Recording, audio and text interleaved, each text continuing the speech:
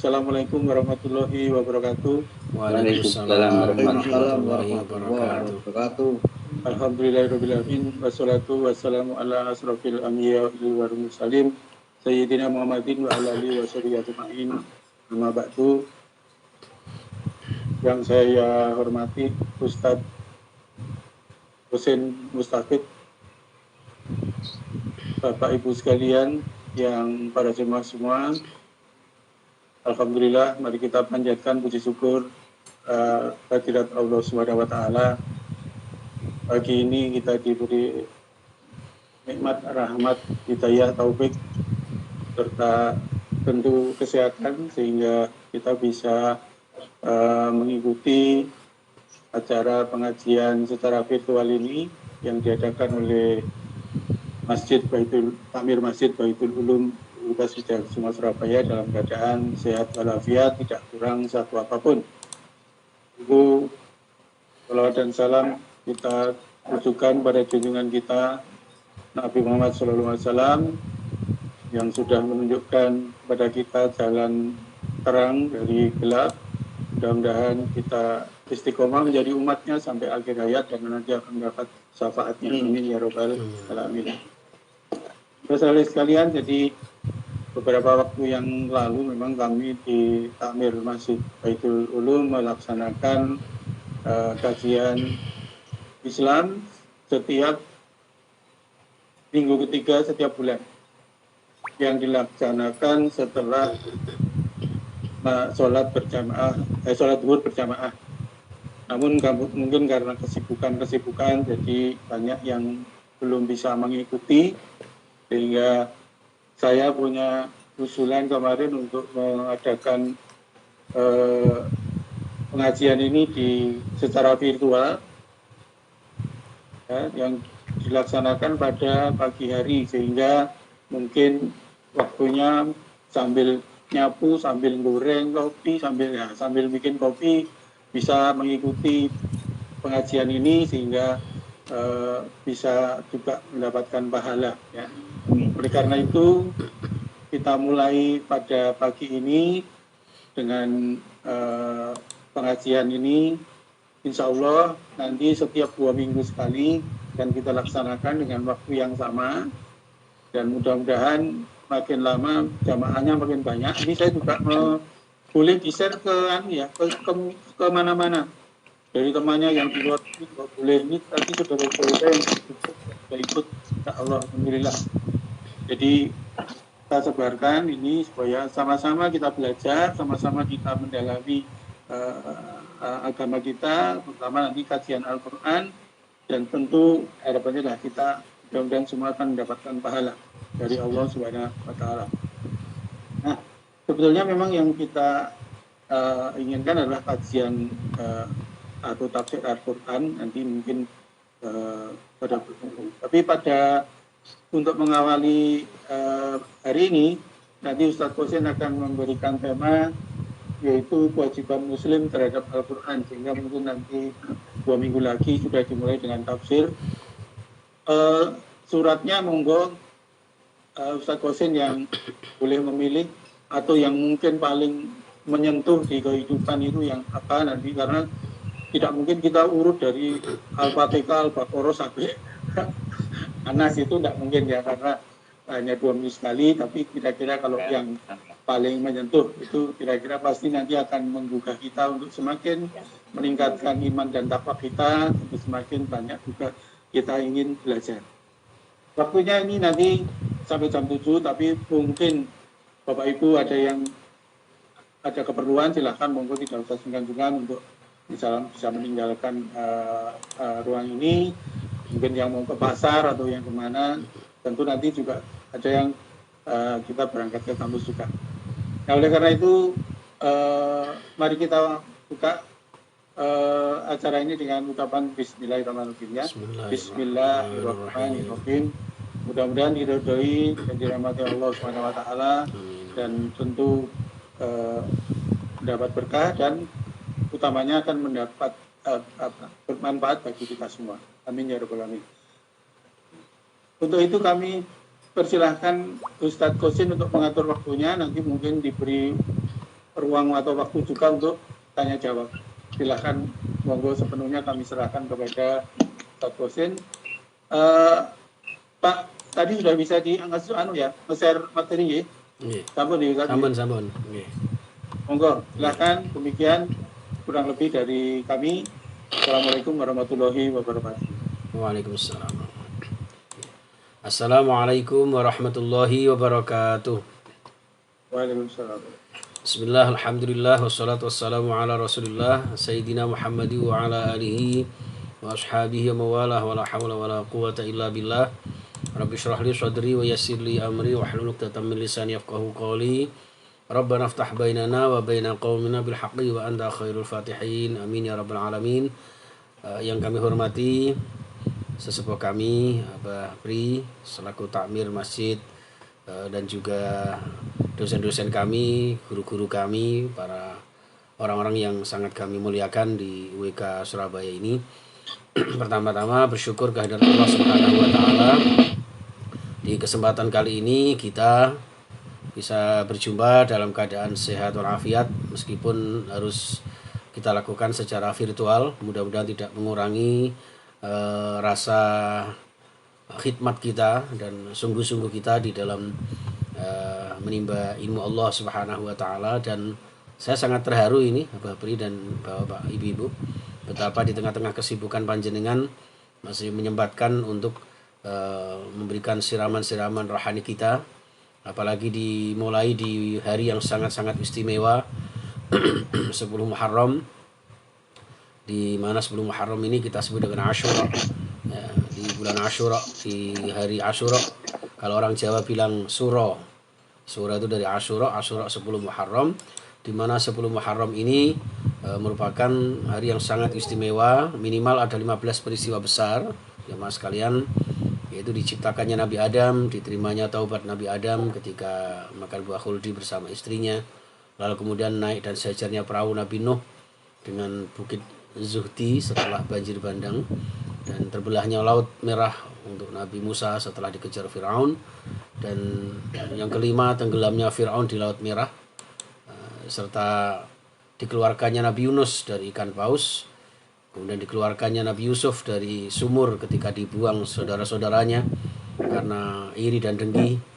Kemudian Nabi Yusuf karena merasa paling disayang oleh ayahnya, kemudian dibuang di sumur, dan dikeluarkannya Nabi Yusuf oleh para saudagar itu pada 10 Muharram. Kemudian diterimanya taubat Nabi Yunus, ya, karena Nabi Yunus waktu itu merasa bersalah, merasa berdosa, meninggalkan umatnya, ya, meninggalkan kaumnya, sehingga beliau di dalam ikan paus itu selalu berzikir la ilaha illa anta subhanaka inni kuntu minaz zalimin. Kemudian yang ke-9 dilahirkannya Nabiullah Ibrahim alaihissalam, selamatnya Nabi Ibrahim dari api Raja Namrud, dilahirkannya Nabi Isa alaihissalam, diangkatnya Nabi Isa alaihissalam ke langit. Yang ke-13 dikembalikannya penglihatan Nabi Yakub, karena setelah terpisahnya Nabi Yusuf dan Bunyamin pada saat itu, betapa menangis yang luar biasa Nabi Yakub. Saking lamanya menangis, diceritakan mengeluarkan air mata darah, dan pada akhirnya kemudian beliau buta, tidak bisa melihat. Dan setelah terdengar kabar Nabi Yusuf ditemukan, maka kemudian beliau melihat kembali, dan itu peristiwanya di 10 Muharram. Yang ke-14 dihilangkannya sakit yang mendera Nabi Ayub, ya, selama 8 tahun. Ada yang mengatakan 7 tahun dengan sakit lepra, atau ada yang mengatakan berbagai macam sakit, ya. Kemudian juga diampuninya Nabi Daud alaihissalam, ya, ketika sempat berdosa kepada Allah Subhanahu wa taala. Ini mungkin sekilas tentang betapa bangganya saya, bapak-bapak, ibu-ibu yang saya muliakan, saya bisa berkumpul dengan panjenengan di hari yang sangat istimewa. Sehingga di hari istimewa ini saya ucapkan selamat berpuasa bagi yang menunaikan berpuasa, karena sabda Rasulullah, afdhalus siyam ba'da Ramadan Syahrullahil Muharram, hadis riwayat Muslim, ya, sebaik-baik seutama-utama puasa sunnah setelah diwajibkannya puasa Ramadan adalah puasa di bulan Muharram, wabil khusus di 10 Muharram, yaitu Asyura. Di dalam hadis yang lain masih riwayat Muslim, siyamu yaumi Asyura ahtasibu 'alallahi ayyukaffiras sanatal lati qablah. Jadi puasa hari Asyura itu diperkirakan oleh Allah dan dimungkinkan oleh Allah untuk mengampuni dosa-dosa hambanya. Dalam hadis riwayat Abu Dawud juga disebutkan, orang yang ingin diampuni dosanya selama 1 tahun, maka silahkan berpuasa di 10 Muharram. Bahkan dalam satu hadis yang lain juga disebutkan, Rasulullah punya cita-cita, andaikan tahun depan saya diberikan panjang umur oleh Allah, insya Allah juga akan berpuasa tanggal 9 yang kemudian disebut dengan Tasu'a. Maka kekuatan dasar hukum hadis ini kemudian sama-sama sunnah antara puasa Tasu'a tanggal 9 kemarin dan puasa Asyura hari ini. Namun karena ini hukumnya sunnah, bagi kula jenengan yang tidak puasa juga tidak apa-apa, karena apalagi situasi seperti ini, tetap kuatkan iman, jaga imun, insya Allah aman. Amin ya rabbal alamin. Baik, jamaah sekalian rahimakumullah. Kemarin saya matur sama Abah Pri karena saya juga anak buahnya beliau di kampung kami. Luar biasa ini. Saya sebenarnya sungkan ini ya. Tapi oleh karena itu Bapak Ibu, ini sifatnya ngaji bersama. Ngapunten, saya juga masih banyak kekurangan-kekurangan saya. Maka kajian tafsir ini sebagai pengantar, sebagai permulaan, ya kita awali dengan kesadaran kita bahwa seorang muslim memiliki kewajiban terhadap Al-Quran, memiliki suatu keharusan bagaimana kula jenengan berpegang kepada Al-Quran, sehingga nanti mengarah kepada tafsir. Dene kok mangke jenengan menghendaki tafsir ayat bil ayat, atau dalam bahasa kita tafsir tekstual, ya tekstual itu pun nanti akan diambilkan, mungkin yang dimaksudkan Abah Pri adalah yang mungkin surat-surat tertentu yang sesuai dengan situasi kondisi. Sama halnya ketika Rasulullah SAW itu kan ketika menerima wahyu itu kan tidak mulai surat Al-Fatihah sampai surat An-Nas 114 surat, bahkan seperti Al-Alaq itu saja 1 sampai 5, kemudian 6 sampai sekian itu nanti di kesempatan yang lain, seperti itu. Nah, itu sangat luar biasa Bapak Ibu, kedekatan kita dengan Al-Quran, dan kedekatan kita dengan Al-Quran inilah satu bagian daripada upaya kula jenengan untuk bisa terhindar dari virus, terhindar dari musibah maupun cobaan. Nah, itu ada tafsir tekstual, ada tafsir kontekstual. Nanti monggo jenengan ngersakan yang mana. Kalau seperti di beberapa masjid seperti di Rungkut Harapan, di Wisma Kedung Asem, bahkan di Baitur Rozak, itu saya biasanya mereka menggunakan tafsir tematik. Jadi tematik nanti yang kita kaji ini apa, misalnya kita kepingin tahu tentang kita orang Islam ini sejauh mana sih syahadat kita, apa benar-benar kita ini bersyahadat, benar-benar tertancap di dalam hati kita bahwa kita ini seorang muslim yang dengan syahadat itu ibarat sudah memasuki pintu gerbang itu, atau hanya sekedar formalitas atau tradisional saja. Nah, ini yang mungkin nanti akan kita kaji bersama. Di sini nanti ada tafsir tematik yang monggo jenengan bisa request tema apa, lalu kita kolaborasikan, kita nisbatkan dengan ayat-ayat Al-Quran gitu. Bapak Ibu yang saya muliakan, jadi tentu kita menyadari betul bahwa kita adalah seorang manusia, di mana manusia ini makhluk yang paling sempurna, dan tentu kesempurnaan manusia adalah terletak pada keimanannya. Karena keimanan yang kemudian diaplikasikan dalam bentuk amal soleh, amal kebajikan, baik yang hubungannya vertikal langsung kepada Allah maupun secara horizontal kepada sesama manusia, bahkan sesama alam semesta, maka disitulah kemudian dibingkai dengan ketakwaan kepada Allah Subhanahu wa Ta'ala. Nah, di dalam mewujudkan eksistensi manusia yang sempurna, manusia yang mulia, tentu ada satu pedoman yang disebut dengan Al-Quran. Jadi kata jenengan beli kendaraan, beli mobil, ya tentu ada buku pedomannya. Nah, ini sejauh ini yang kadang-kadang kurang menjadi perhatian kebanyakan umat Islam. Bagaimana menyikapi hidup kita ini sebagai seorang mukmin terhadap Al-Quran. Sehingga dua kemungkinan umat Islam itu. Ada satu sisi umat Islam yang lemah, lembek, ya, wis pokoknya aku Islam. Wis masalah ibadah nomor swidak. Ada yang seperti itu. Tapi ada juga seorang muslim yang ngapunten dalam bahasa kasarnya tanda kutip radikal, ya. sedikit-sedikit ngapunten mengkafirkan orang, ngapunten ya membid'ahkan orang dan sebagainya, tidak memahami ikhtilaful a'immah, tidak memahami perbedaan-perbedaan pendapat, sehingga kadang-kadang sulit untuk menerima toleransi. Jangankan toleransi beragama, toleransi di dalam perbedaan madhab saja kadang-kadang menjadi satu polemik yang tidak ada ujung pangkalnya. Makanya saya salut di masjid WK itu, masya Allah, di situ benar-benar majmuk, benar-benar mengakomodir semua kepentingan umat Islam, dan itulah yang disebut dengan umatan jami'ah, umatan jama'i, satu umat yang kompleks, yang yang mengakomodasi kulturasi di dalam beribadah kepada Allah Subhanahu wa taala. Dan itu semuanya nanti insya Allah akan dikaji di dalam Al-Qur'an itu. Bapak Ibu yang saya muliakan, nah di sini kemudian kita mengapa harus dengan Al-Qur'an, kan begitu ya. Pertanyaan kita berikutnya, kenapa harus dengan Al-Qur'an? Ya, jadi sejauh ini sudahkah kita benar-benar mentransformasi nilai-nilai kemukjizatan Al-Qur'an di dalam kehidupan kita? Atau hanya sekedar ya sebagai Al-Qur'an kitab suci, ya kitab suci umat Islam, dibaca ke sana kemari, dibawa ke sana kemari. Ya tentu kita sebagai seorang muslim yang militan, ya itu tidak sebatas itu, karena kita dengan Al-Qur'an itu adalah satu paket program kemanusiaan yang sudah ditentukan oleh Tuhan. Jadi enggak bisa disatukan satu dengan yang lain. Kalau mensinyalir yang disampaikan Cak Nun itu malah ada trilogi di dalam kehidupan kita. Jadi ada kita, ada Al-Qur'an, ada alam semesta. Ingin tahu tentang diri kita, pelajarilah Al-Qur'an. Ingin tahu tentang Al-Qur'an, pelajari dengan kita.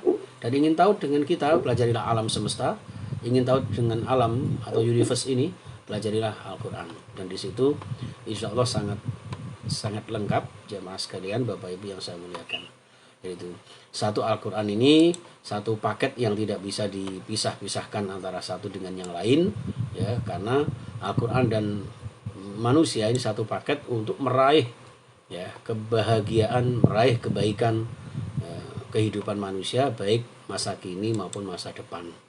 Maka dengan integritas Al-Qur'an, di mana nilai-nilainya kemudian kita amalkan di dalam segala aspek kehidupan, maka kemudian akan mewujudkan satu kepribadian yang sangat fundamental, sangat universal sebagai jiwa-jiwa seorang mukmin yang memesona. Tapi justru sebaliknya, jika seorang manusia ini memisahkan diri dari Al-Qur'an, maka cepat maupun lambat dalam bentuk apapun mungkin akan mengalami kehancuran, kerusakan, bahkan nauzubillah satu kehinaan.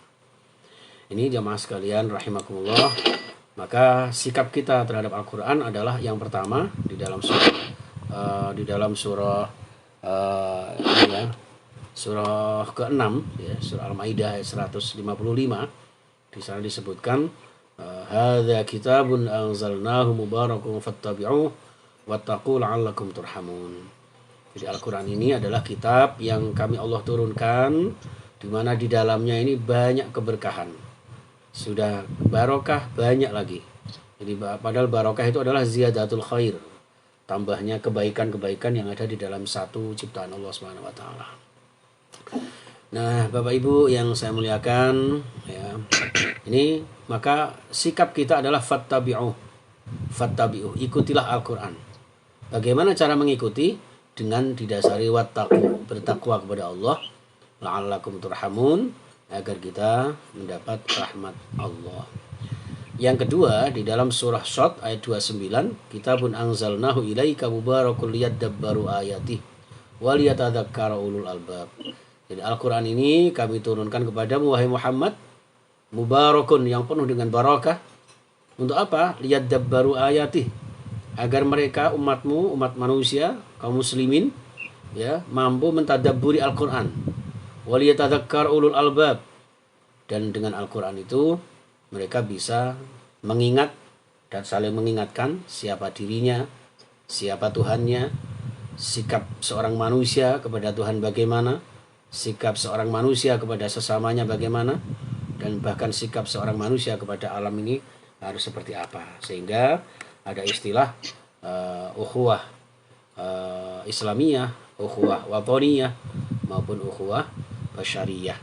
Kebersamaan kita, persatuan kita tidak terikat dengan hanya persaudaraan sesama muslim, tapi juga sebangsa setanah air, bahkan seluruh kehidupan alam semesta ini, seperti yang difirmankan Allah, wa ma arsalnaka illa rahmatan lil alamin. Dan itu Bapak Ibu hanya diraih dengan kita mempelajari dan mentadabburi serta mentadzakkuri Al-Quran yang selama ini sudah kita baca setiap hari. Bapak Ibu yang saya muliakan, nah, agar kita kemudian hidup mulia sebagai seorang mukmin yang beriman bertakwa, maka di sini kemudian kita harus menyadari betul kemuliaan kita dengan Al-Quran. Kita harus meyakini bahwa kemuliaan kita dengan Al-Quran. Nah, konotasinya ketika kita menjauhi Al-Quran, ya berarti sebaliknya seperti itu. Ya, bagaimana yang dimaksud dengan hidup dengan Al-Quran itu? Ya nanti akan kita terangkan di sini bahwa kewajiban kita terhadap Al-Quran itu, ya ada yang namanya tasdiq, ya, agar kita mendapatkan kemuliaan Al-Quran sebagaimana kemuliaan mukjizat terbesar yang diberikan Allah kepada Rasulullah SAW. Ya, yang pertama yang harus kita lakukan adalah at-tasdiq atau mengimani, membenarkan. Ya. Dzalikal kitabu la raiba fihi hudal lil muttaqin. Ya, itu. Yang kedua, sekalian, yang kedua tilawah. Ya, tilawah warattilil Qur'ana tartila. Ya, jadi bacalah Al-Quran secara tartil. Di sini maksudnya adalah fasahahnya, makhrajnya.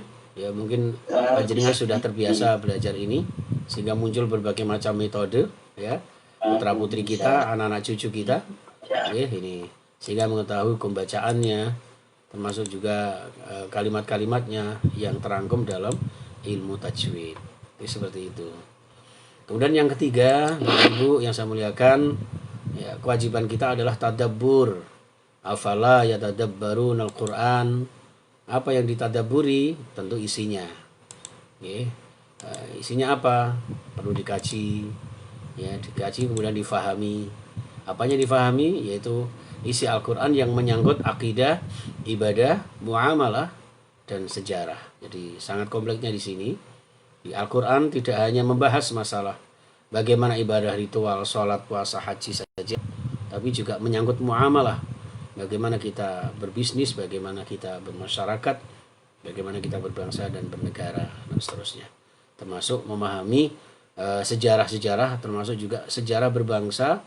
Ketika saat ini kita juga memperingati Hari Kemerdekaan Republik Indonesia, sampai kemudian Kiai Haji Syekh Hasyim Asy'ari tidak segan-segan untuk mencanangkan satu kaidah hubbul waton minal iman, cinta tanah air sebagian daripada iman, yang kemudian muncul resolusi jihad. Ini juga terkait dengan pengkajian-pengkajian beliau terhadap isi Al-Quran itu, tadabbur terhadap isi Al-Quran itu. Yang keempat jamaah sekalian, yaitu ta'amal, mengamalkan, mengaplikasikan, ya, isinya dalam segala aspek kehidupan, lalu kemudian menjadikannya sebagai way of life, ya, pedoman hidup kita. Yang kelima, tabligh atau menyampaikan, sebagaimana sabda Rasulullah, khairukum man ta'allamal Qur'an wa 'allamahu. Sebaik-baik manusia adalah, sebaik-baik kalian adalah yang mempelajari Al-Quran, baik bacaannya maupun isinya, lalu kemudian mengamalkan dan mengaplikasikan serta menyampaikan kepada orang lain. Di sini maksud tabligh adalah mendakwahkannya, ya. Dakwah ini maksudnya mengajarkan kepada cucu kita, anak-anak kita, santri-santri kita, dan kemudian memasyarakatkan. Kalau jenengan mungkin masih ingat zaman Pak Harto dulu, mengolahragakan masyarakat, memasyarakatkan olahraga.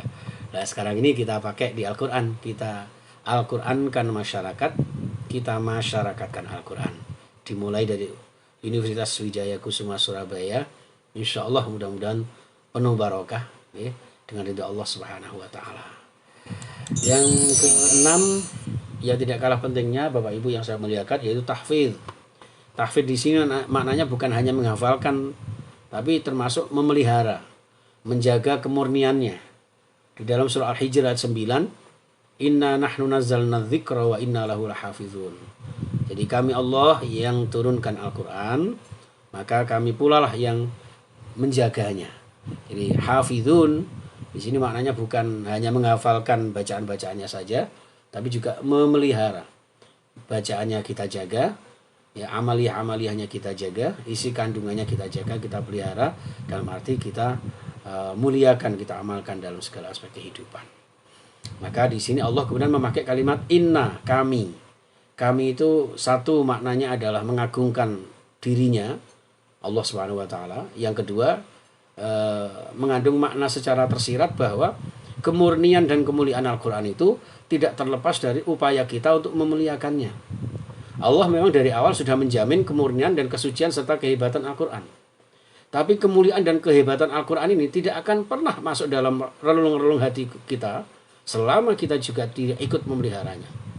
Di sinilah maka peran kita di dalam sama-sama ketika Allah memberikan satu hak kepada kita, satu kewajiban kepada kita untuk memelihara Al-Quran itu, sehingga Allah kemudian akan menolong kita.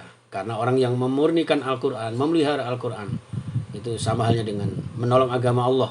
Dan janji Allah, in tansurullah yang surkum.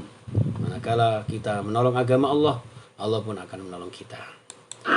Itu jamaah sekalian, dan kunci T. Jadi kesimpulannya adalah kewajiban kita adalah 6T. Yang pertama tasdik, yang kedua tilawah, dan yang ketiga tadabbur, mengkaji dan memahami. Yang keempat ta'mal, mengamalkan, mengaplikasikan.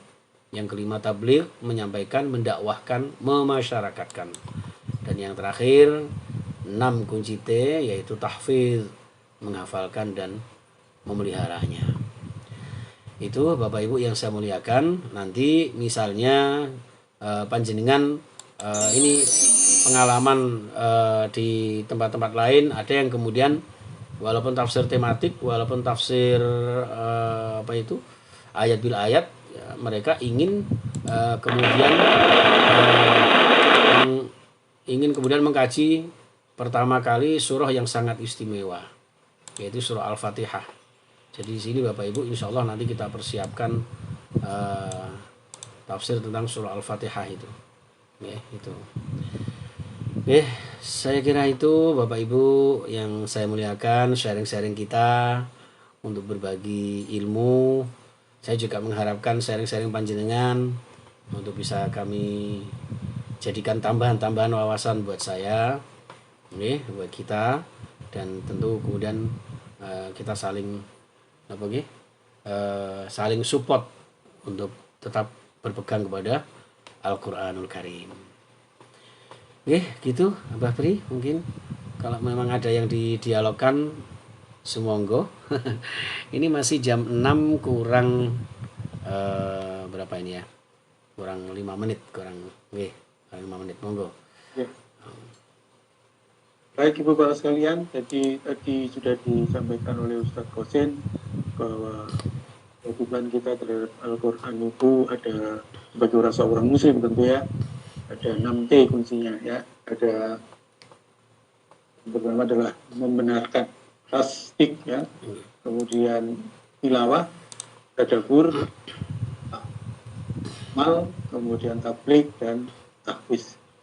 Nah, tentu sebetulnya isinya masih banyak ini. Mungkin nanti sambil tanya jawab bisa dijelaskan lagi gitu. Monggo. Tapi saya beri kesempatan Bapak Ibu sekalian untuk barangkali untuk menanyakan atau barangkali menambahkan. Monggo silakan. Ini ada 25 peserta termasuk kita, berarti ada 23 yang lain. Alhamdulillah. Silakan. Apa ada yang ditanyakan? Saya Pak Pri. Monggo Bu Titin. Monggo Ibu. Ya. Assalamualaikum warahmatullahi wabarakatuh Pak Ustadz. Waalaikumsalam Bu Titin. Salam warahmatullahi. Pak, ini dalam kehidupan sehari-hari itu kan kita barangkali seperti saya sendiri, ini kan tingkatannya itu masih begini ya. Memang belajar Al-Quran, tapi kadang-kadang itu hati itu kan kepengen khatam ya. Membaca terus berulang-ulang gitu ya. memang mungkin pemahamannya itu hanya sedikit, nggak banyak lah ya. Maksudnya mungkin suatu saat kita tulis gitu, oh ingat, oh ini ayat ini tentang ini.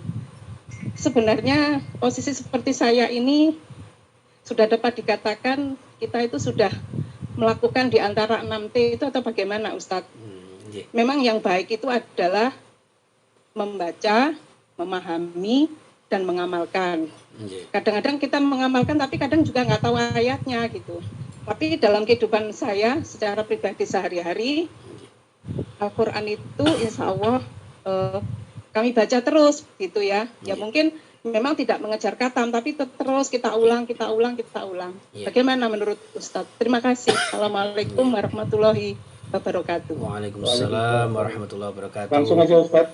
Matenun Bu Titin, pertanyaan yang bagus sekali. Justru yang panjenengan lakukan itu sudah, saya kira sudah mengakomodir 6T itu. Walaupun tidak harus kan tidak harus urut, harus baca dulu kemudian memahami. Jadi tidak. Mungkin juga seperti yang panjenengan aturkan tadi bahwa justru saya melakukan amali-amali Al-Qur'an tapi tidak tahu ayatnya di mana, baru tahu setelah mengkaji misalnya ya. Bisa jadi seperti itu. Dan itu bahkan pernah terjadi pada masa Rasulullah SAW. Banyak para sahabat itu yang ketika mengamalkan kemudian di hadapan Rasulullah, sama Rasulullah kemudian dibenarkan. Oh iya betul yang kamu lakukan seperti itu. Ya, itu tinggal istilahnya menjadi satu penguat. Adapun panjenengan baca misalnya bacanya justru yang bagus ya seperti jenengan itu Bu Titin. Jadi tidak harus memburu hatam. Maka di situ kan warattilil Qur'ana tartila. Ya, ketika kita membaca Quran itu tartil bukan hatam. Kalau konteksnya dengan syiiran Jawa itu kan moco Quran sama nani kan gitu. Bukan moco Quran sak hatami atau moco Quran sak legreke. Tidak seperti itu, tapi moco Quran sak maknane. Jadi dibaca pelan-pelan. Bahkan dalam satu hadis itu zainu aswatakum fi qiraatil Quran. Hiasi suara kita ketika baca Quran. Jadi tidak perlu cepat-cepat.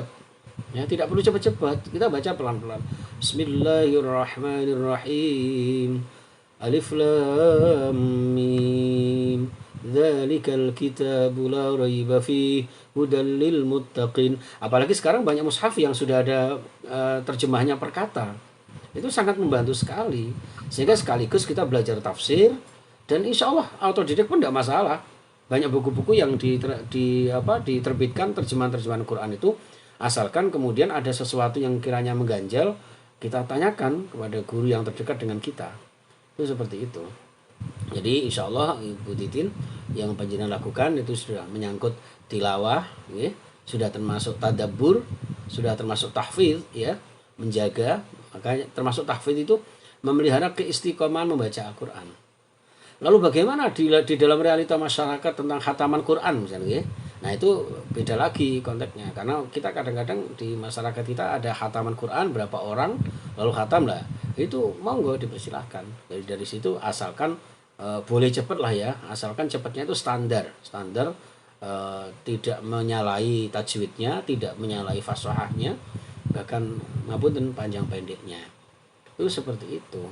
Sehingga insya Allah dengan pelan-pelan kita sambil istiqomah membaca Al-Quran, karena kita sudah terbiasa ya Bu ya, one day one juz, atau kita tulisi di rumah kita tiada hari tanpa baca Quran misalnya ya. Jadi walaupun berapa ayat itu kita rutinkan. Nah sambil rutin itu tentu kita kan tidak terus rutin mengkaji tafsirnya Al-Quran. Jadi dari situ kemudian dari pertemuan-pertemuan seperti inilah yang nanti kemudian memperkuat khazanah kita di dalam kita mencengkeram Al-Quran itu ya, berpegangan Al-Quran itu dengan sebaik-baiknya, dari tilawah yang berharap pahala dari Allah, barokah dari Allah, kemudian kita hunjamkan isinya di dalam diri kita dan kita amalkan dalam kehidupan kita. Mungkin itu Bu Titin. Matur suwun barakallah. Iya. Matur suwun Pak. Nggih, ya barakallah ya, matur suwun sudah jelas sekali. Terima kasih. Nggih, Bu Titin. Baik. Alhamdulillah. Mungkin ada Bapak Ibu yang lain, silakan monggo. Saya Pak Pri. Monggo Bu Wiwit. Bu Batur, silakan. Alhamdulillah. Assalamualaikum warahmatullahi wabarakatuh. Waalaikumsalam warahmatullahi wabarakatuh. Ini Ustadz yang mau saya tanyakan Nggih. di dalam hadis Tirmizi nomor 238 itu kan disebutkan bahwa akan dikatakan kepada ahli Al-Quran, bacalah dan naiklah.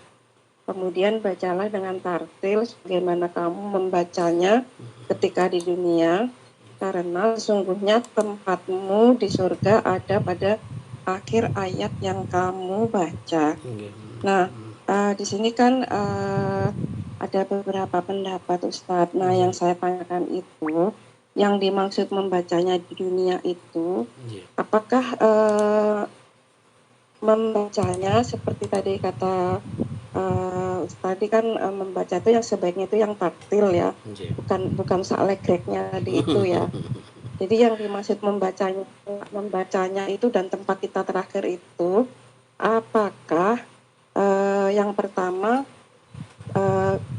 mereka yang selalu membaca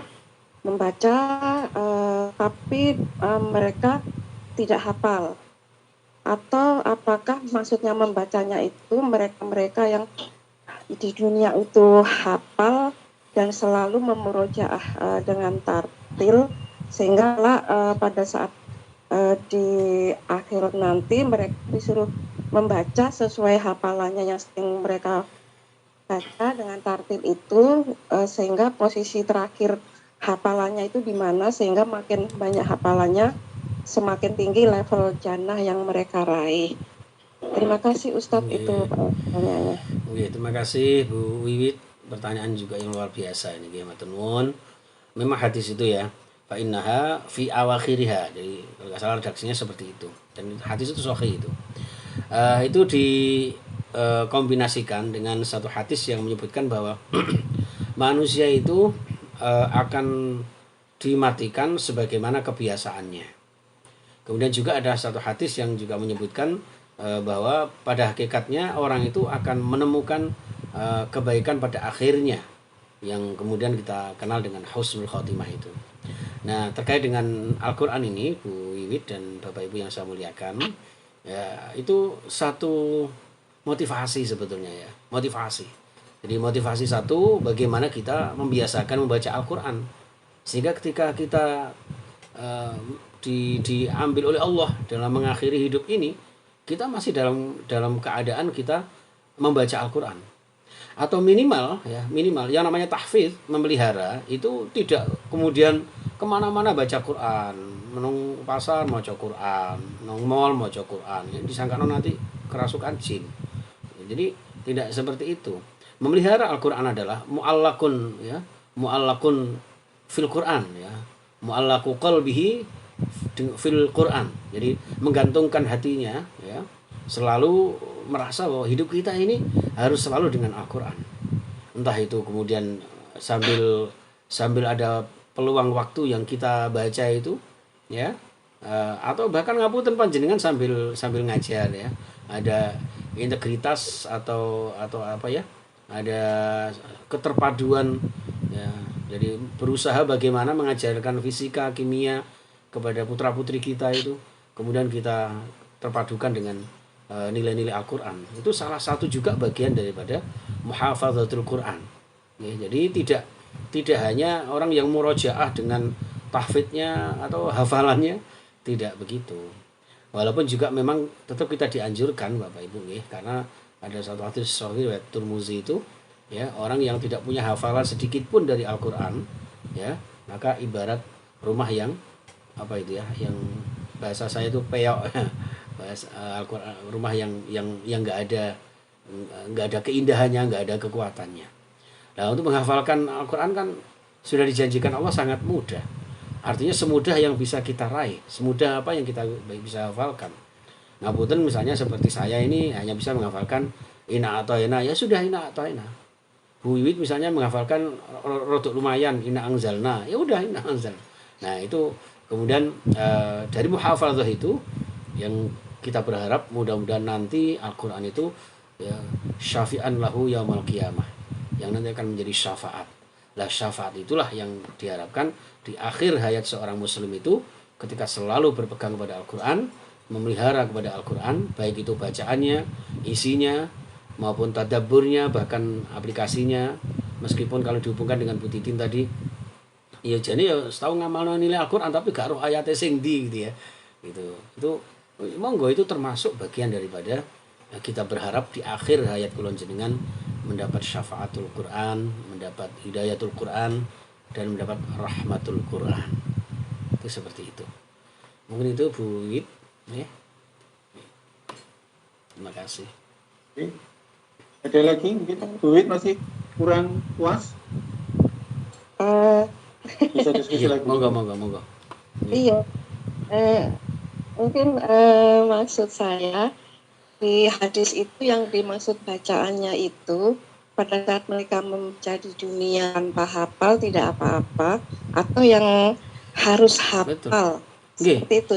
Jadi tidak harus Nah, hafal, nggih. Tidak harus hafal. Jadi menghafalkan Al-Quran yang bersifat keseluruhan itu satu anjuran. Seperti dalam satu hadis riwayat Bukhari itu ya. Jadi punya anak yang yang menghafalkan Quran nanti akan memasangkan mahkota kepada orang tuanya, misalnya seperti itu. Itu satu anjuran, keistimewaan menghafal Al-Quran. Tapi kalau toh kemudian kita tidak sempat menghafalkan, ya maka masuknya adalah tahfidz dalam konteks menjaga isinya Al-Quran itu. Sehingga membiasakan Al-Quran bukan kemudian harus hanya terbatas pada lingkup murojaah saja, hanya yang menghafalkan saja. Ini tidak seperti itu, karena di dalam fenomena di tengah-tengah para sahabat pun tidak semua hafal Quran, Bunda. Jadi banyak juga yang tidak belum hafal Al-Quran, gitu. Maka ketika terjadi perang Uhud, ada 70 sekian hufazul Quran yang meninggal, itu yang kemudian oleh Rasulullah dianggap satu musibah besar, sehingga munculnya pertama kali perintah qunut nazilah itu dari situ. Itu sama halnya seperti itu, Bunda. Maka ketika kemampuan kula jenengan hanya sebatas membaca Al-Quran, maka yang terpenting adalah istiqomah di dalam membaca Al-Quran itu. Di hadis yang sahih pun riwayat Muslim itu juga disebutkan bahwa amalkan satu amalan, ya, tsumastaqim, kemudian istiqomahkan. Yang kita lakukan hanya sebatas tilawatul Quran, belum sampai pada tingkat muhafazatul Quran, menghafalkan bacaan-bacaan Al-Quran, maka dengan kita membaca Al-Quran, kita biasakan membaca Al-Quran, itu pun sudah merupakan satu kebiasaan yang nanti diharapkan dengan murojaah, dengan selalu kontinu membaca Quran itu, di akhir hayat kulon jenengan termasuk ahlul Quran.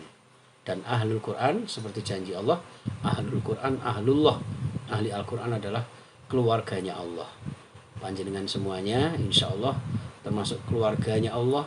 Dengan berkomunikasi melalui Al-Quran, maka kita berinteraksi setiap hari kepada Allah Subhanahu wa Ta'ala. Jadi sebetulnya begitu mudah, Bu. Jadi tidak aku kan gak hafal, berarti aku juga gak termasuk orang yang nanti pada akhirnya akan mendapatkan kebaikan. Tidak begitu. Jadi gitu.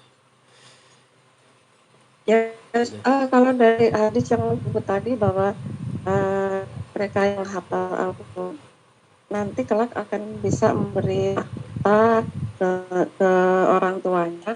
Artinya kedudukan mereka yang hafal ini sudah Allah isyaratkan otomatis lebih tinggi berarti ya Ustaz. Iya. Memang dispesifikasikan yang para ulama ya lebih spesifik kepada orang yang memang menghafalkan Al-Quran. Orang yang memang menghafalkan Al-Quran. Tapi dalam pengertian secara etimologi, pengertian secara umum bahwa yang namanya tahfidz, inna nahnu nazzalna dzikra wa inna lahu lahafizun, Al-Hijrah 9 itu menggambarkan bahwa tidak menghafal. Kata-kata hafadho itu menjaga. Sama dengan Asmaul Husna, ya Hafidhu, ya Nasir, ya Wakilu, ya Allah. Ketika kita istighosah itu ya Hafidh itu yang menjaga, bukan yang menghafalkan. Jadi maka ketika Allah menjaga Al-Quran, maka kita pun berusaha bagaimana menjaga Al-Quran. Kalau kita misalnya pelan-pelan menghafalkan Al-Quran, kita berniat menghafalkan Al-Quran misalnya, itu monggo silakan. Mungkin memang idealnya ya hafal Quran, ya hafal isinya. Tapi karena tidak bisa, ya wis kita berusaha bagaimana kita semampu mungkin ayat demi ayat kita hafalkan misalnya gitu. Jadi makanya kan ada satu komunitas gitu, ibu-ibu misalnya, ya, dia menghafalkan Al-Quran, nggak apa-apa sebisanya, 1 ayat 2 ayat gitu, walaupun besok kadang lali meneh soalnya apa sing akeh arisan gak metu-metu barang ya. Nah, itu kadang-kadang itu bisa mempengaruhi kekuatan hafalan kita. Lah apakah termasuk itu? Kita yakin saja.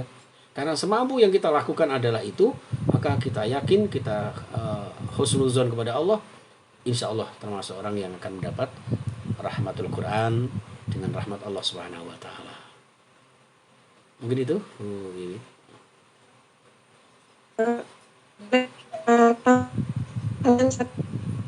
Di mute dulu Bu. Si mute. Suaranya putus-putus. Sudah Pak.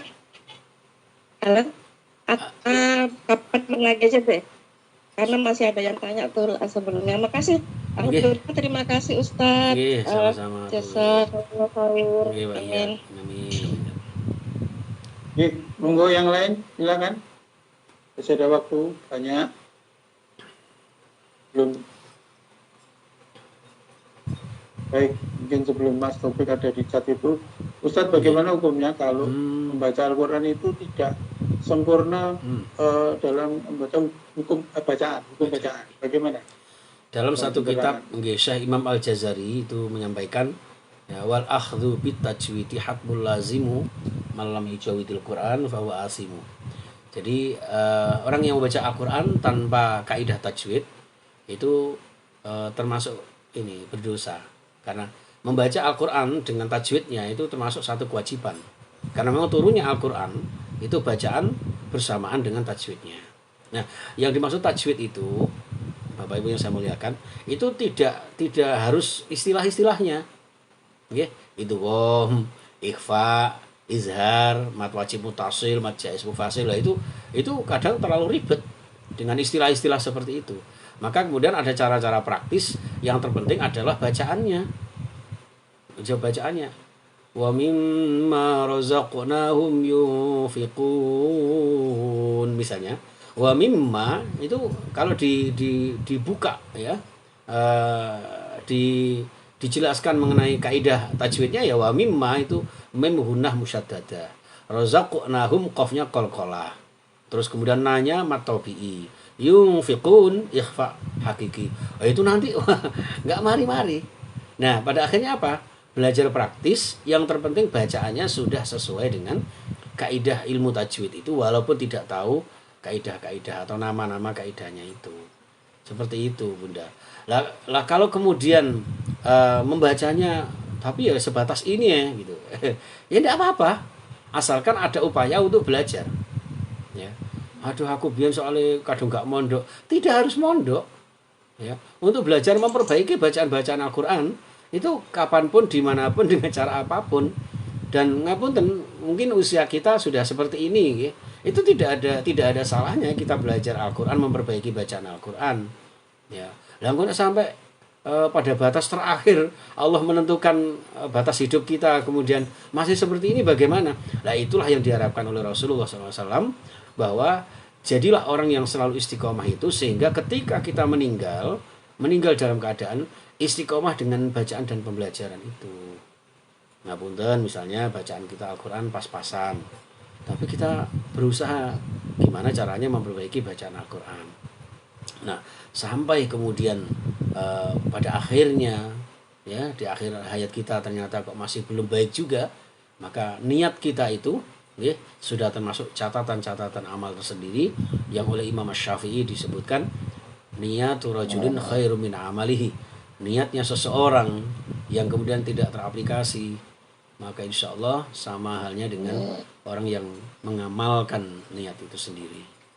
Jadi gitu, jadi nggak perlu risau, nggak perlu ya percuma aku belajar paling wis ya ini wis jamnya ini wis percuma, wis mending nggak usah, ya tidak begitu. Kita tetap berusaha bagaimana kalau kita belum merasa baik bacaan kita, ya, kita berusaha memperbaiki bacaan-bacaan itu. Ngoten mawon, jadi tidak, makanya adanya kalau Ramadan tadarus itu dalam konteks pada masa Rasulullah itu kan satu membaca, yang lain mendengarkan, yang lain menyimak. Nah, dari penyimaan Al-Quran itulah ketika ada khilaf, ada salah, saling membenarkan, saling meluruskan, seperti itu. Bapak Ibu. Baik, terima kasih. Ada titipan pesan ini dari adik saya yang di Jogja, malu-malu tanya. Masya, Saya Masya Allah, Nji. Salam Jogja ini. kalau tadabbur itu sebaiknya per ayat Hmm. ataukah boleh setelah tilawah baru tadabbur dulu, Ustaz? Kondisional nggih. Jadi 6T itu tidak fase per fase ndak. Mana yang bisa kita lakukan. Rasulullah juga tidak jarang ketika ada satu peristiwa baru turun ayat. Itu kan menggambarkan bahwa kita ketika melihat sesuatu pemandangan alam ini lalu saya baru menemukan ayatnya. Nah, ini berarti kan tadabburnya dulu baru ayat kemudian. Bahkan Nabiullah Ibrahim alaihissalam ketika proses kronologis menemukan konsep ketuhanan itu kan, ya kan, wahyu baru datang berikutnya.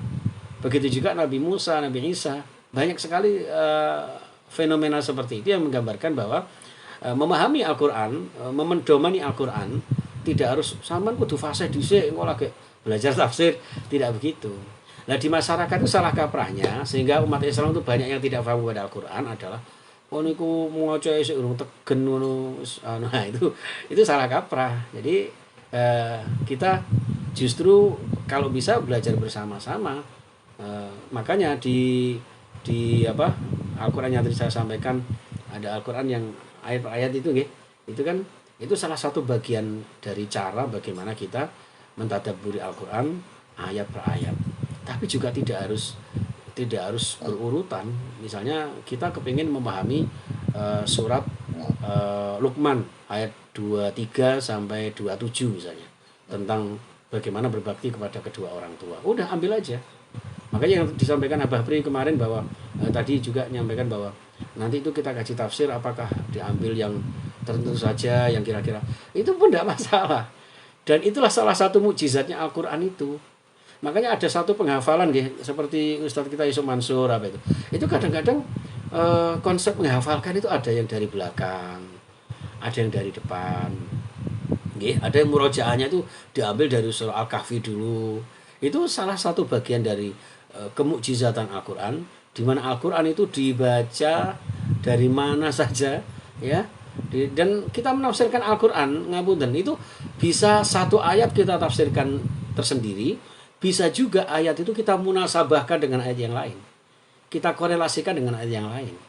Seperti yang dianut oleh Syekh Imam Al-Maraghi itu ada tafsir ayat bil ayat, ada munasabatul ayat bil ayat, munasabatul surah bis surah, surat dengan surat, ayat dengan ayat. Itu seperti itu.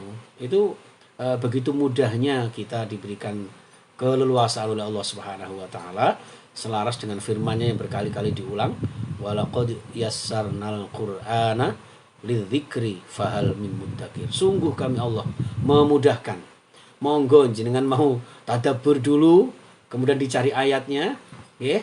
Ada juga yang kepengen baca Al-Quran baru setelah supaya lebih mantep maknanya kita cari, misalnya seperti itu ya monggo. Jadi insyaallah seperti itu. Mudah-mudahan dengan itikat kita, dengan kesungguhan kita mengedepankan hidup kita dengan Al-Quran, ini akan menjadi tanda-tanda kita dimuliakan Allah Subhanahu wa taala. Apalagi dalam situasi seperti ini Bapak Ibu, nggih. Jadi ada ketenangan tersendiri. Nggih. Saya kira itu. Baik, ada lagi mungkin? Silakan Bapak Ibu. Ini sudah terbuka tadi beberapa pertanyaan. Iya. Monggo. Yang dicat tadi belum ya. Oh, yang dicat. Ini tentang surat dari Mas Taufik ya. Masya Allah. Assalamualaikum Pak Ustadz, mohon kajian tentang surat At-Taubah ayat 37. Oh, subhanallah. Surat At-Taubah itu kalau salah satu-satunya surat yang tidak diawali dengan bismillah. Ya, nggih. Surat Baroah, surat At-Taubah itu surat yang langsung baca auzubillah minasyaitonirrajim. Nah, di surah 37 kalau tidak salah ini terkait dengan ini sangat ada hubungannya dengan surah yang ke-36, surah At-Taubah ayat 36. Sebentar, saya bukanya dulu.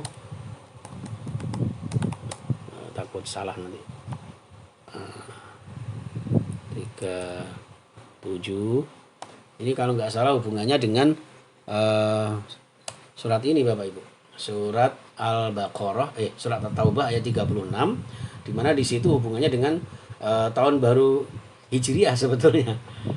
Di tahun baru Hijriah, tahun baru Islam 1443 ini yang sering kemudian kita tidak ada salahnya mengkaji ayat ini.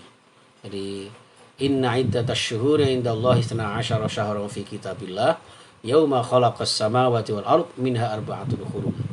Jadi dalam 1 tahun itu sudah ditetapkan Allah sejak Allah ciptakan langit dan bumi, terdiri dari 12 bulan. Di antara 12 itu arba'atun hurum, ada 4 yang disebut dengan bulan haram.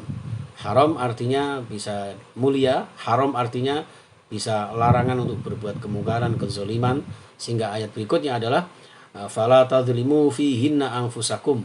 Jangan menzalimi satu di antara kita semuanya. Nah, di ayat 37 ini stressingnya di sini Pak Taufik ya. Innaman nasi uziyadatun fil kufri yudhallu bihil ladzina kafaru yuhillunahu 'aman wa yuharrimunahu 'aman liyuwafi'u iddata ma harramallah fayuhillu ma harramallah zuyyina lahum su'u amalihim wallahu la yahdil qaumal kafirin. Jadi sesungguhnya, nah ini mungkin kaitannya dengan yang kemarin itu ya Pak nggih, SKB 3 menteri yang mengundur-undurkan itu ya. Jadi sesungguhnya mengundur-undurkan bulan haram ya adalah satu keinginan untuk atau satu realita menambah kekafiran, menambah kekufuran. Disesatkan orang-orang yang kafir itu dengan mengundur-undurkan itu. Jadi saya juga sering mendapat apa sih bulan kok diundur gitu kan. Nah ini monggo kita kembali kepada bagaimana orientasi kita, bagaimana pengkajian kita di dalam menyikapi katakanlah dengan ayat ini kan hubungannya dengan diundurnya bulan-bulan atau hari besar Islam, sehingga ada yang protes kenapa ketika bulan nasional tidak diundur gitu ya.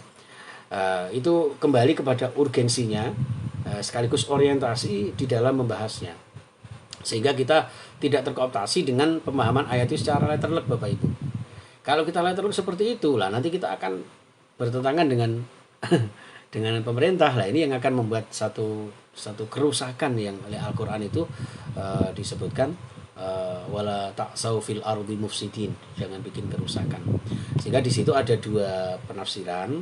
Yang pertama, kalau dianggap sebagai satu yang urgen, maka diundurnya 1 hari besar Islam, khususnya tanggal 1 Muharram, ini tentu akan sedikit banyak berpengaruh kepada amaliyah-amaliyah kita, tradisi-tradisi kita. Katakanlah kita sudah ada tanggal merah, tanggal 1 itu mau mengadakan zikir bersama terkait dengan tahun baru lah, ternyata tanggalnya tanggal diirengi, mari abang dicat ireng misalnya ya, sehingga harus masuk lah. Ini kan mengganggu itu. Tapi juga ada yang berpandangan bahwa yang diundur itu kan hanya hari secara nasional saja. Nah, hakikat daripada 1 Muharramnya ada di situ.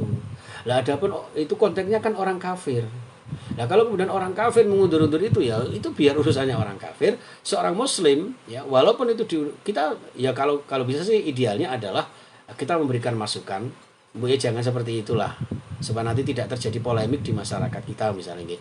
Tapi kalau itu terjadi, sebagai muslim yang bijaksana menyikapi situasi dan kondisi, maka kemudian ya sudahlah, wis wong itu enggak urgen. Jadi yang penting tetap 1 Muharram kita peringati, kita banyak berzikir, kita banyak berdoa, ada doa awal tahun dan sebagainya, itu tetap kita lakukan. Jadi urgensinya di situ aja. Sehingga pada akhirnya seperti yang disampaikan Gus Dur itu gitu aja kok repot kan seperti itu. Jadi ya monggo misalnya panjenengan Pak Taufik mau lebih hati-hatinya ya, kemudian bisa memasukkan masukan-masukan kepada beliau-beliau sehingga SKB itu tidak muncul, tolonglah jangan diundur-undur karena nanti akan terjadi ayat seperti ini. Tapi kalau misalnya tidak, karena ketidakmampuan kita, ketidakadanya kapasitas kita untuk masuk ke sana ya akhirnya ya itu tadi. Jadi kita sikapi secara bijaksana, secara moderat, karena di situ ada satu moderasi di dalam pemahaman terhadap ayat tersebut. Sehingga nantinya fala tadlimu fihinna anfusakum wa qatilul musyrikina kafatan kama yuqatilunakum kafah wa alamu annallaha ma'al muttaqin. Pada intinya di situ dihubungkan dengan ayat sebelumnya. Jadi oleh karena itu jangan menzolimi diri kita sendiri. Diri kita aja tidak boleh kita zolimi, apalagi menzolimi orang lain. Lah baru kemudian wa qatilul musyrikin, perangi orang-orang musyrik. Musyrik yang bagaimana? Musyrik yang memerangi kita. Nah, kalau kemudian itu sesuatu yang tidak urgen dalam konteks membuat Islam ini rusak, ya saya kira ini ada beberapa yang harus kita maklumi, dan sambil berharap ya mudah-mudahan lah tidak seperti itu, ya. Apalagi kalau alasannya harpitnas ya, mempengaruhi kerja misalnya gitu, sehingga tidak ada tidak ada hari kecepit, nanti dikhawatirkan orang nggak kerja misalnya. Nah, itu kan tergantung yang berwenang. Walaupun hari Senin itu kecepit, kalau misalnya yang berwenang menegaskan ya, negesi, insya Allah ya sebenarnya sih bisa terjadi sih. Itu kami juga merasakan ketika ada SKB ini apa enggak sesuai dengan ayat ini gitu. Pak Taufik luar biasa ini membongkar ayat itu, ya. Makasih Pak Taufik. Baik, masih ada lagi? Monggo. Nah, kalau tidak, ini ada di ruang chat ada satu pertanyaan dari teman saya di Jamaah Baru Takwa, Pak Listo Bandi. Assalamualaikum Pak Ustadz, mau petunjuk. Ketika kita sholat fardu tapi belum hafal suratnya, boleh nggak baca Al-Quran? Akhirnya maksudnya membuka mushaf gitu ya. Karena ada masjid yang juga imamnya itu membuka mushaf besar dan dia baca. Mohon pencerahan Ustadz. Sangat-sangat boleh, ya, boleh sekali. Ya, ada satu riwayat ketika Abdullah bin Mas'ud ya, ketika mengimami ya, membuka mushaf, bahkan di pondok-pondok pesantren itu ketika mereka sambil sholat itu sambil murojaah, bahkan mereka sambil bawa Al-Quran, bawa mushaf. Ketika kita ke tanah suci nih, kan banyak itu yang sambil pegang Al-Quran. Jadi artinya itu dibolehkan bagi yang belum hafal atau hafalannya belum sempurna. Kadang ada beberapa teman yang menjadi imam beberapa masjid itu, loh sama lah hafal saya apa kok gelar Al-Quran ngarep misalnya kayak gitu. Karena ada hafalan-hafalan Al-Quran itu yang kalimatnya ngapunten jumbuh antara satu dengan yang lain. Jadi hanya untuk memperkuat itu. Jadi tidak bukan berarti ketika sholat tidak memandang tempat sujud. Karena memang sunnahnya sholat itu diantaranya adalah mengarahkan pandangan ke tempat sujud. Bagaimana dengan mengarahkan pandangan ke Al-Quran?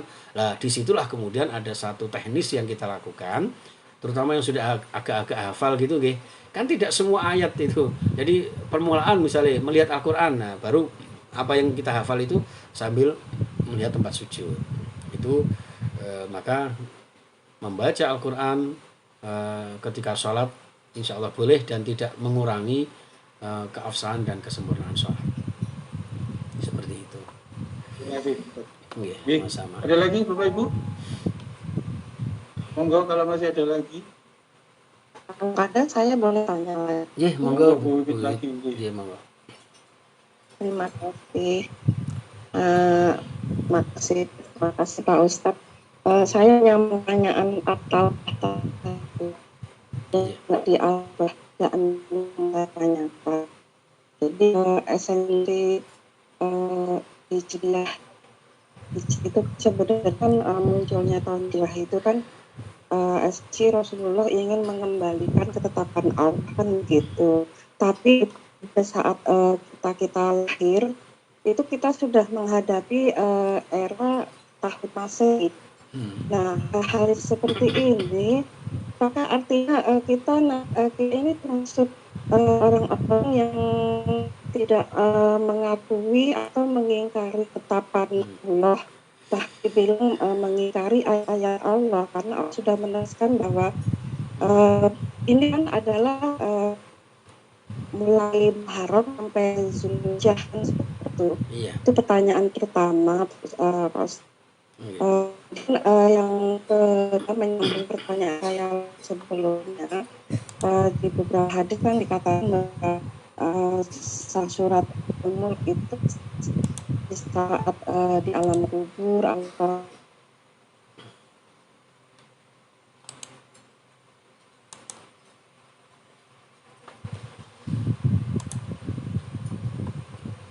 Halo? Ngapa tuh suaranya hilang? Putus mungkin Iya. suaranya. Suaranya putus. Masih Bu Wiwit? Enggak diulangi lagi, Bu. Bu Wiwit? Iya, Hilang. Pak. Nggih. Halo. Suaranya nggih, monggo. diulangi Nggih, lagi. Mungkin tadi putus-putus. Bu. Yang pertanyaan kedua ya, Pak ya. nggih. Ya, jadi di beberapa hadis kan dikatakan bahwa surat Al-Mulk itu memberi syafaat, kemudian Al-Baqarah itu Al-Mulk memberi syafaat di alam kubur atau pada mahsyar, dan Ar-Rahman itu lagi di padang mahsyar. Nah, masih berkaitan dengan pertanyaan saya awal, Iya. itu apakah yang dimaksud di hadis itu kembali lagi, apakah kita cukup membacanya dengan musyaf atau kita harus hafal dengan surat-surat yang sudah disebut tadi? Terima kasih, Ustaz. Nggih. Makasih Bu Wiwit. Saya jawab langsung yang kedua ini dulu aja karena yang pertama tadi agak lupa ingat. Bingung. Sebentar. Jadi gini, itu yang di dalam redaksinya adalah faqra'u ya. Faqra'ul muluk, faqra'ul baqarah ya.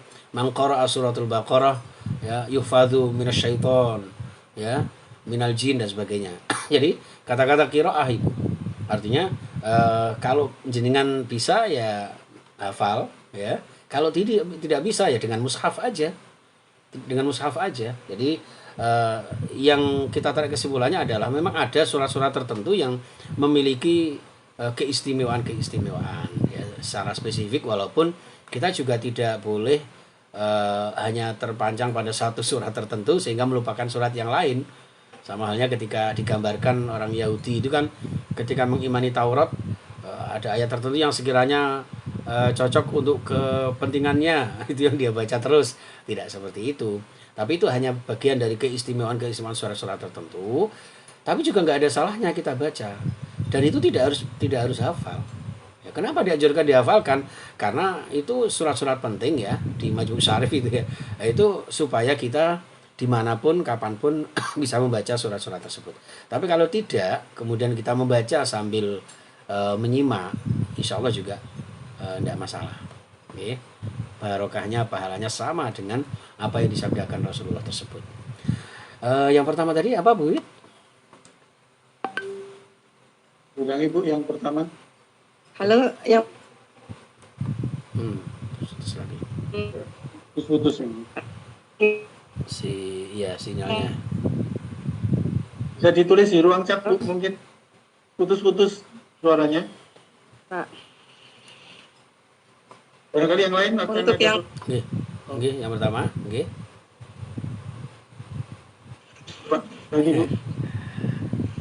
halo. Nggih. Halo, Nggih, Bu. monggo. Taubat 36 tadi, Ustaz. Oh, iya. Jadi Nggih. Jadi jadi terkait kalau dengan di At-Tabat 36 kan Allah sudah tetapkan 12 bulan itu ya. bahwa bulan itu Muharram sampai Zulhijjah, makanya kemudian Rasulullah diberi risalah untuk Hijriah itu. Iya. Tapi begitu kita lahir, kita kan dari Masehi. Oh, iya. Apa kita itu termasuk mereka yang mengingkari ayat Allah yang 36 itu. Nggih. Itu Ustaz, makasih. Terima kasih Bu Wid. Tergantung bagaimana kita menyikapinya ayat itu. Kalau kita begitu lahir secara tradisional, orang tua kita hanya mengenal bulan Masehi, lalu kemudian meyakini bahwa hanya bulan Masehi itu yang bermanfaat untuk hidup kita, berarti kita mengkufuri ayat itu. Tapi kalau kita tidak tahu, bahkan kemudian kita tidak bisa terpisah dengan bulan Masehi ya, karena ngapunten, saya kerja aja dengan bulan Masehi, nggak ada bulan Muharram gajian itu nggak ada, masih bulan Masehi kan ini. Nah itu kalau kemudian niatnya adalah itu sebatas keperluan duniawi, maka disinilah urgensinya kita, pentingnya kita memperkenalkan bulan Islam itu di tengah-tengah keluarga kita, di tengah-tengah umat kita. Sampai-sampai para wali dulu saking kepinginnya gitu, umat Islam yang notabene Jawa, Hindu, Buddha itu mengenal bulan Islam, itu sampai kemudian dialih bahasakan. Ngapunten Muharram kan rada angel, lah disebut Suro. Padahal Suro itu Asyura karena di situ ada 10 Muharram. Ada bancaan-bancaan macam-macam, itu sebetulnya satu media dakwah. Muharram ya, Suro. Lah so far karena gampang Sapar. Lah terus Rabiul Awal jadi Mulud karena ada Maulid Nabi. Rabiul Akhir ba'da Mulud karena mari memperingati Maulid Nabi. Madil Awal, Madil Akhir, Rejab, Ruwah, Poso. Ya kan Ramadan kan kesuwen, kadang-kadang malah jadi Ramelan. Nah itu jadi Poso, ya, Syawal, Selo. Lah Selo itu dari bahasa Arab sebetulnya. Selo itu sholah itu menyambung antara Syawal dan Dzulhijjah di mana ada 2 hari raya. Maka salah kalau kemudian disebut apit, bulan kecepit, Selo, gak ono sing wani digawe, sehingga ketika bulan Selo, satu pun saya nggak ada tanggapan, Bu. Padahal kok besar rame sampai jadwal sampai bingung kabeh numpuk-numpuk lagi ceramah rono ditelepon kongon mrene. Nah itu gara-gara salah memahami itu. Makanya tidak ada yang namanya sasi suro ojo digawe nggare bapakmu mati. Lah nek gak sasi suro apa bapaknya mlungsungi. Nah itu yang penting kita pahamkan kepada putra-putri kita sehingga muncullah Suro, Sapar, Mulud, Ba'da Mulud. Nah yang ideal adalah kita pahamkan bulan Islam itu, di mana bulan Islam itu erat hubungannya dengan ibadah kita. Panjenengan pada puasa Ramadan, lah kalau nggak tahu bulan Hijriah mana bisa. Nah penamaan Hijriah itu sejak masa Umar bin Khattab memang. Jadi Khalifah Umar ini memberikan satu SK untuk memberikan dorongan semangat perubahan di dalam berislam itu, sehingga akhirnya Islam tersebar luas ke seantero dunia itu. Umar bin Khattab tuh yang menetapkan bulan Hijriah. Dulu tidak ada penamaan bulan Hijriah, belum ada. Ya hanya bulan Islam berdasarkan surat Taubah ayat 36. Dan itu yang saya sering menyampaikan kepada teman-teman, kepada santri-santri bahwa the real of year adalah bulan Islam. Yang sungguh-sungguh yang dinamakan tahun itu ya di dalam Al-Quran itu bulan Islam itu. Kalau bulan Masehi itu kan kalau jenengan sudah perso sejarahnya itu kan ada yang dari dewa dan sebagainya. Itu maka kalau toh kemudian sekarang ini kita lahir yang dihubungkan dengan bahkan ulang tahun dihubungkan erat dengan tanggal lahir secara Masehi, ya why not? Karena itu urusan-urusan duniawi, nggih. Tapi yang terpenting adalah tidak ada satu keraguan, apalagi meragukan bahkan mengingkari tentang adanya 12 bulan yang sudah ditetapkan Allah itu. Karena itu menjadi penetapan Allah, bahwa Allah menetapkan bulan-bulan itu sesaat setelah menciptakan langit dan bumi. Dan itulah sebagai seorang muslim idealnya ya harus paham asas Islam gitu. Itu Bapak Ibu, sehingga ini yang dimaksud dengan Islam Nusantara itu seperti itu. Islam kita Islam kafah yang tahu bulan-bulan Hijriah, tapi juga bernusantara, artinya kita berbangsa bernegara, kita junjung tinggi nilai-nilai berkebangsaan misalnya. Dan itu tidak bertentangan dengan Al-Qur'an. Semakin kula jenengan mempelajari Al-Qur'an, nanti akan semakin luas cara pandang kita. Tidak menapa niku tidak sempit di dalam menyikapi satu permasalahan. Ya, jadi enggak cara Gus Mus menyampaikan, Gus Mustafa Bisri itu orang gampang kaget lah. Nggih, tinggal cari ayatnya di mana, kemudian kita kaji. Kita kira-kira ranahnya kemana. Termasuk bulan yang panjenengan itu. Lah kita nggih ngapunten misalnya Bu Wiwit ulang tahunnya. Ulang tahunku 10 suro. Terus dibacai bubur jenang abang, jenang putih. Ben balake nyimpang, musibahe nyingkrih lah. Nah itu sebetulnya satu upaya untuk bagaimana kita memuliakan bulan Islam itu yang kemudian ditradisikan Jawa. Jadi maka saya juga sering Bapak Ibu ketika menyampaikan ke masyarakat itu kita menghormati budaya-budaya Jawa. Itu bukan berarti kita menjauhkan diri dari Al-Quran, itu tidak. Nguri-nguri budaya Jawa itu ya satu kewajiban kita berbangsa. Lah yang tidak boleh itu kan kalau kemudian meyakini sehingga menjadi satu sugesti kan ngoten. Nanti gawe, nah nek nyunatno sasi sura kok gari anune putul lho. Ora putul piye disunat ya. Seperti itu misalnya. Nggih. Ngaten Bu Wiwit, matur sembah nuwun, barakallah. Masya Allah. Terima kasih Ustaz. Nggih. Masih ada yang lain Bu Bapak? Bertanya. Ini Pak Ya, Pak Ageng. Pak Ageng CS. Kayaknya mau Siapa ini ya? Monggo mau tanya? Ada lagi? Oke, sampun kayaknya nggih. baik. Ini sudah jam 7 kurang, masih jam 7 lewat 11 menit. Nggih. Masih ada? Baik, kalau tidak ada mungkin hari ini kita cukupkan dulu. Nanti insya Allah 2 minggu lagi Ustaz, jadi tanggal 2 September ya. Nggih, nanti bisa Nanti mengenai temanya tetap ada dilanjut dengan tafsir Al-Quran, tapi nanti temanya mungkin saya anukan kepada pengurus Amir dulu, nanti ada masukan apa, nanti kita sampaikan ke Ustaz. nggih. Baik Ibu sekalian, Alhamdulillah kita sudah mengikuti kajian tentang agama kita Islam. Mudah-mudahan ini sangat bermanfaat dan tentu kita insya Allah mendapatkan pahala itu bersama-sama ya. Amin. Dan pada Ustadz Kosin saya ucapkan banyak terima kasih atas kesediaannya untuk menyampaikan tausiahnya. Sama-sama. Insya Allah nanti kita akan ketemu lagi di 2 minggu yang akan datang, yaitu